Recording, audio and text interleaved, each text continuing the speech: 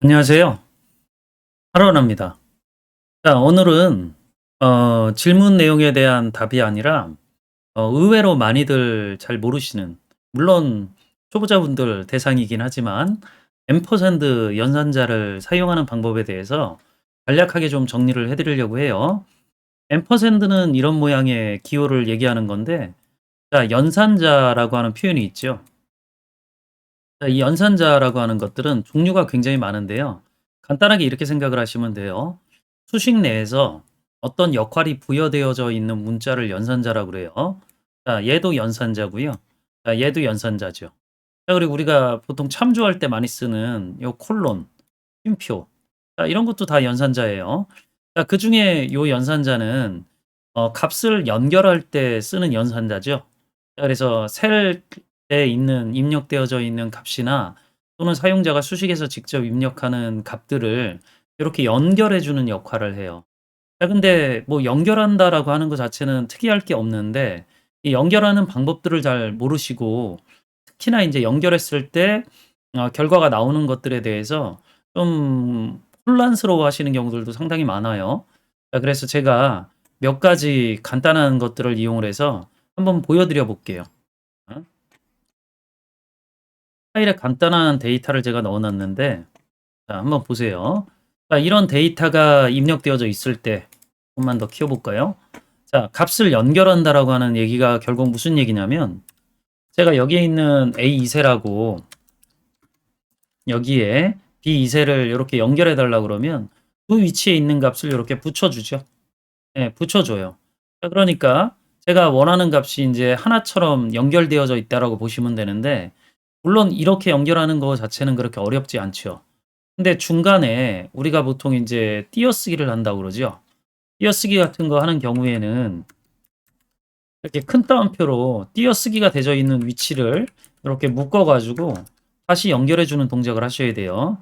자, 그래야 이렇게 띄어쓴 결과 같은 것들을 얻을 수 있죠. 물론 요 이메일 주소 같은 것들을 가로 안에 넣겠다라고 하시면 자, 여기 가로가 시작돼 줘야 되고 요 값이 B셀에서 가져오는 값이니까 여기서 다시 앰퍼샌드를 이용을 해서 이렇게 가로를 닫혀주는 문자를 붙여 주셔야 가로 안에 이 값들이 이렇게 표시되어질 수 있겠죠.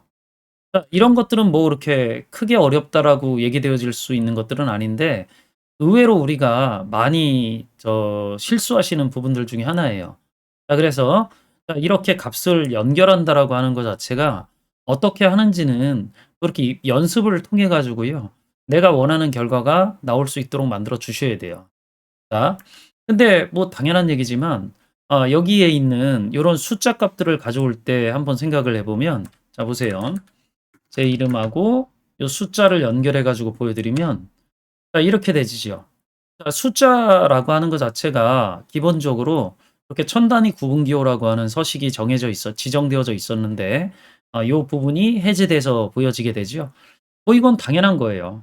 자, 그러니까 이런 경우에는 우리가 텍스트라고 하는 숫자 서식 코드 같은 걸 이용해서 값에 서식 코드가 반영된 결과값을 돌려줄 수 있는 함수를 쓸 수 있어야 돼요, 함께. 자, 그래서 큰 따옴표 안에 이렇게 샵, 콤마, 샵, 샵, 샵 이렇게 코드 값을 입력을 해주면 천 단위 구분기호가 이렇게 드러나서 나타나지겠죠. 물론 얘도 띄어 써가지고 표시를 해줘야 된다라 그러면 여기에 띄어쓰기 되어 있어야 될 결과를 이렇게 집어넣어서 만들어 줘야 되겠죠. 백분율도 마찬가지예요. 다 똑같은 방식이에요, 기본적으로. 자, 띄어쓰기를 해놓고 한번 붙여볼게요. 네, 이렇게 나오는 게 정상적인 거다라는 거죠. 근데 우리가 원하는 백분율 형식으로 돌려받으려고 그러면 항상 이 텍스트라고 하는 함수를 이용해서 이 서식 코드, 지금 뭐 소수점 이하 값이 없으니까 이렇게 해주면 되겠죠. 자, 이렇게 제대로 돌려지는 것들을 확인해 볼 수 있어요. 자, 이런 것들 말고도 우리가 확인해 볼 수 있는 것들은 뭐가 있냐면 날짜 시간도 다 마찬가지죠. 여기 날짜 시간 데이터들을 가지고 제가 간단하게 한번 테스트를 해봐 드리면 기본적으로 2022년 1월 1일 이렇게 해볼게요. 자, 그럼 이 값을 제가 가져와 보면 자, 앰퍼샌드 자, 가져와 보면 날짜 1년 번호가 나오는 게 정상인 거죠. 자, 그럼 우리는 얘가 날짜로 보여지도록 만들려고 하면 어떻게 해야 돼요? 예, 텍스트 이용해서 서식 코드 입력해 주셔야 돼요.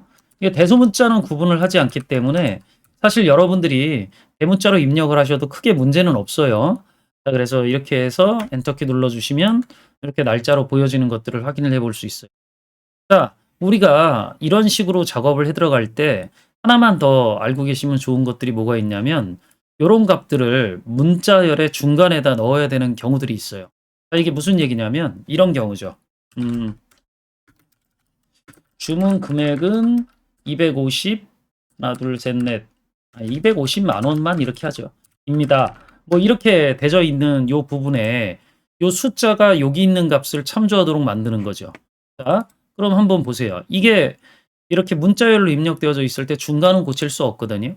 자, 그럼 이제 어떻게 해야 되냐면 등호를 이용해서 얘를 일단 이렇게 수식으로 한 따옴표를 뒤에다 이렇게 닫아줘야 되겠죠. 계산식으로 집어넣어야 돼요, 일단. 자, 그리고 나서 이 중간 부분 250이라고 하는 걸 여기서 가져와야 되니까 제가 여기를 이렇게 두 개의 큰 따옴표로 입력을 해서 이 두 개의 문자열을 이렇게 쪼개는 동작을 해볼게요. 자, 그리고 나서 여기에다가 앰퍼샌드를 두 개 연결하고 요 사이에다가 이 값을 가져오면 주문 금액은 이렇게 되는 거죠.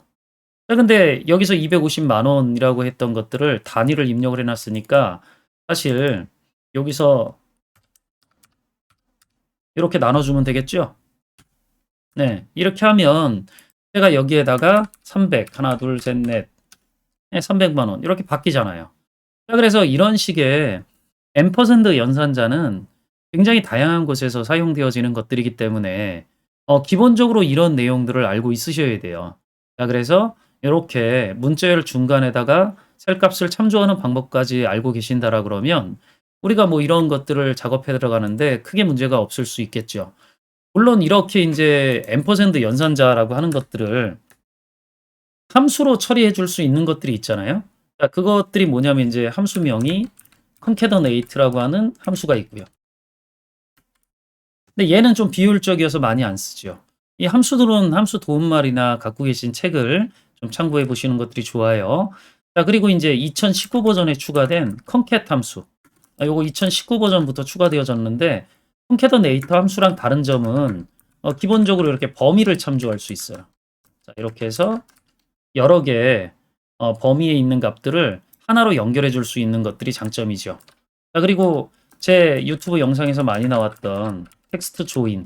자, 얘도 2019 버전부터 추가되어져 있는 함수인데 기본적으로 얘는 부분 기호를 이용해서 연결할 수 있다라고 하는 것들이 위의 함수들하고 조금 다른 점들이죠.